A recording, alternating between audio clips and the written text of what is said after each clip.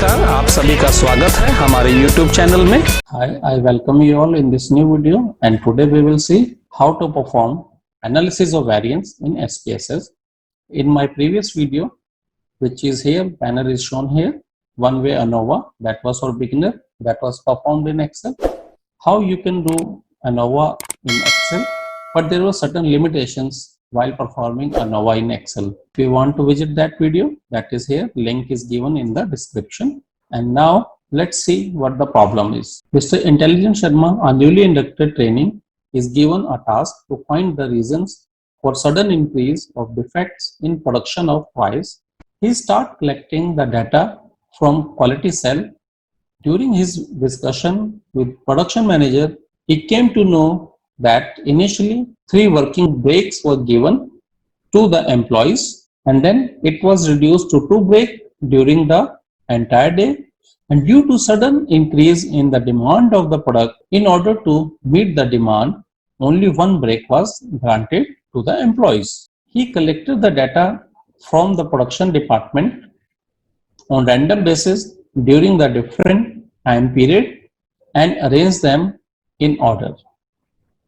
He seek your advice how to proceed to reach at some conclusion. Mr. Intelligent Sharma, he was recalling his statistics class where he was told how to frame hypothesis and business research methodology, what he has studied. Now he is going to apply here for the first time. So let's see. He framed the hypothesis and alternative hypothesis. H0 is denoted as null and H1 is alternative.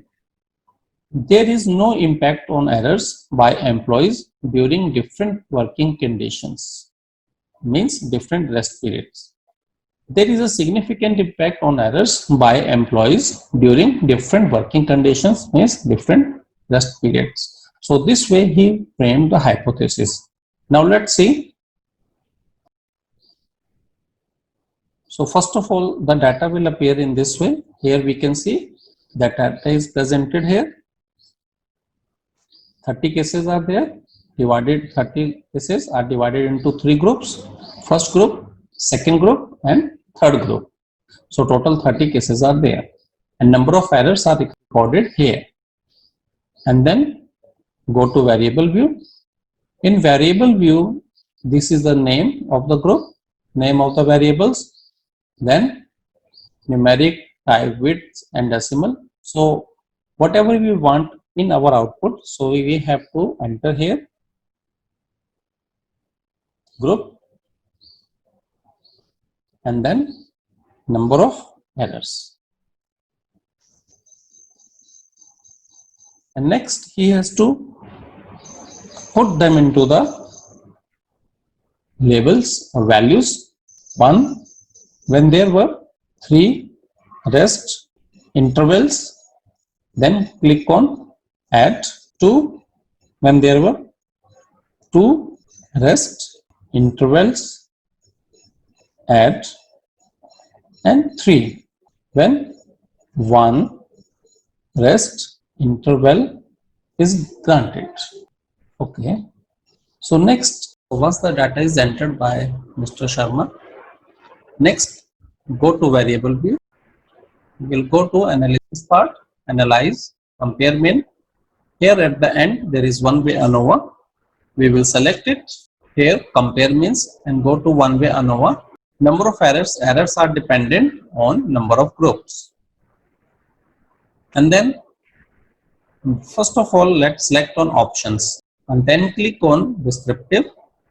In order to check homogeneity of variance, we will select here and then we will select for mean plots.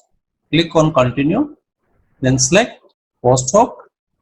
There are so many tests which are given, but Tukey is the best, which has the good power and reduce type 1 error.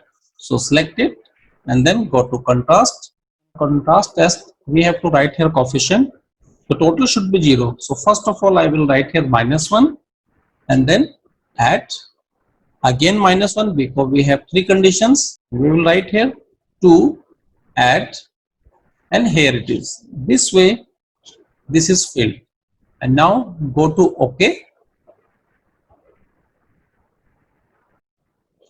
and here are the results with us. First of all, let's look into descriptive analysis. Number of errors when there are 3 intervals, when there are 2 rest intervals, and there is 1 rest intervals. We have 10 cases each.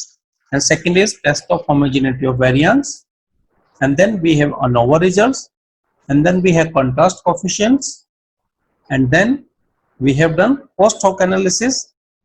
Then it also gives the homogeneous subgroups items in each. Then we have homogeneous group, and this is first subset and this is the second subset. How to read them I will explain you later on, and this is the main plots that is given to us. So here we can see 14 errors are recorded, and then here we have 24, and here we have 28 errors are being recorded. They are shown here. The second method of analyzing ANOVA is go to analyze, go to general linear model and click on univariate, and then shift number of errors, they are dependent, and then groups to the fixed factor. Then again we will select options. Then I will select first of all on options, and this box will come appear, and we will see here the descriptive, homogeneity, and estimate of effect size. So then it is 95% interval, confidence interval. So click on continue and go to contrast. The advantage in this method is that you need not to do anything different here in this case. Here you can see the kind of contrast you are looking for: none, deviation, simple, difference, Helmert, repeated, and polynomial. Here I am interested in difference, so just select on difference because these are 3 different groups. Then we will go to plot. By clicking on plot, this will pop up. First of all, you have to set these groups to horizontal axis, and then you have to add here. They are here. Instead of line chart, this time let's look into how bar chart appears. So I have clicked on bar chart. Click on continue. Then let's do post hoc analysis. To perform post hoc analysis, which factor we want to do post hoc test for? Group. So shift it here. Now this part is activated. Click on OK. Okay. So we have done almost everything here. Click on OK. There is a difference how the results are there with us. When we did it in the first method, and what was the first method? We went to compare means and we did one-way ANOVA by using this method. So let's analyze the results. There were 3 groups and each observations were there, and then descriptive, mean, standard deviation, 15, 24 and 28. This is the mean errors when under 3 different resting conditions. Mean test of equality of variance. This is important. Here it has calculated on the basis of mean, median, adjusted mean and based on trimmed mean. But we are interested here on the basis of mean because we are considering the mean errors. Here it is shown the number of errors and design is intercept plus group. Value is here 0.704, which is greater than 0.05 level, and the null hypothesis for Levene test of equality of variance is that there is no difference in the groups in terms of their variance, means variance are approximately equal. So that is the condition, and this satisfies this condition. So next we can move to read out the results. Here we have results. The group is important for us, and this is a F value which is 33.25, and this is significant, means there was a difference on errors when 3 different working conditions were there.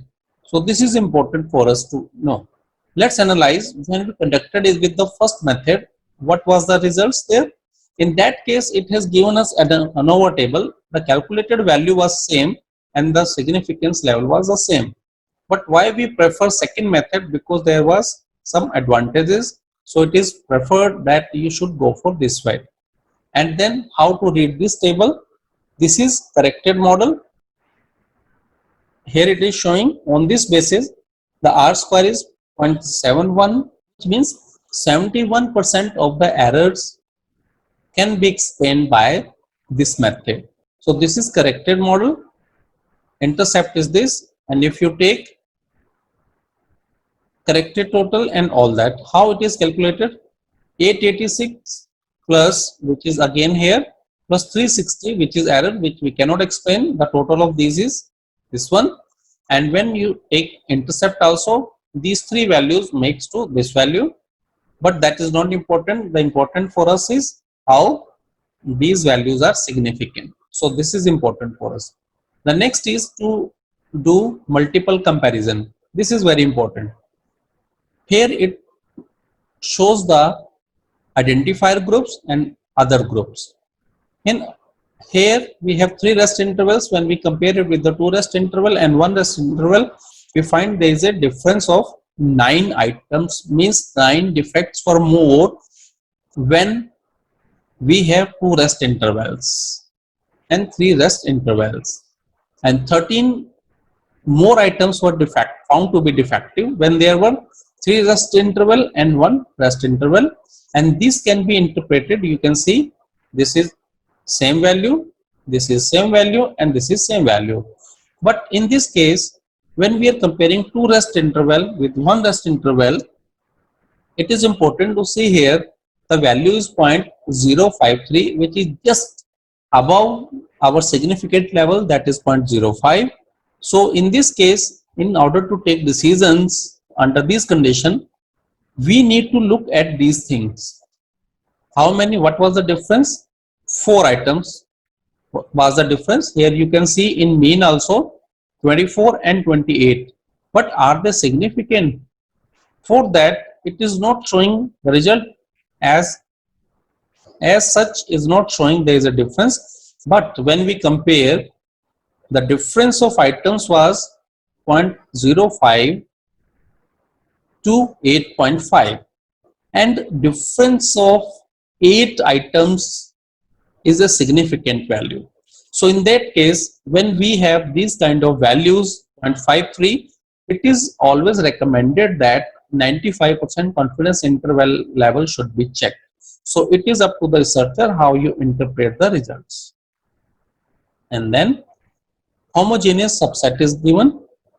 It has divided the all groups in 2 categories, into subset. Normally, if all groups are different, then you will find they are taken into 3 different subsets. But there is no condition. In that case, all these values will lie in only one subset. But because there is some difference in different groups, so it has made 2 subset. First group, which is significantly different than the second 2 group, but it does not assume that these 2 groups are that much significant. But yes, if they are compared to this group, definitely there is a difference. And then finally, instead of line, here we have taken the bar chart. So bar chart is appearing in this way. Let's do some improvement in this chart. 3 different groups. So by looking at bar chart, see, it is straightway showing that there is a difference between the 3 groups. When there were 3 rest intervals, the number of errors committed by employees were 15. When there were 2 rest intervals, 24, and when there was only 1 rest interval, 28 errors were committed. This way we can suggest Mr. Intelligent Sharma to overcome his problem. Now let's suggest him how to report the results for ANOVA test. F227 is equal to 33.250 and P is less than 0.05 level. As we have strong evidence to support that we can reject null hypothesis, and further post hoc test revealed significant difference between 3 groups with 3 break intervals, the mean was 15 and standard deviation was 2.94, and when there were 2 breaks intervals, it was 24 and 3.46, which was higher than this group. And in the third group, when there was only 1 break interval there during the working hours. So this way Mr. Sharma can suggest to his seniors, and findings are revealing that less number of errors are committed when 3 breaks are provided during the working period, to the workers in comparison to conditions and only 1 or 2 breaks are given. So it can be concluded that at least one of the mean is different in the given 3 groups.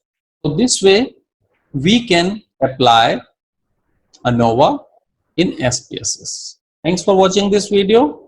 If you have liked it, please leave a comment and subscribe to my channel if you are not subscribed till now. Thank you very much. फिर हाजिर होंगे नए विषयों के साथ। तब तक देखते रहें, लाइक करें, कमेंट करें, सब्सक्राइब करें। नए वीडियो की जानकारी की नोटिफिकेशन के लिए बेल आइकन को दबाइए।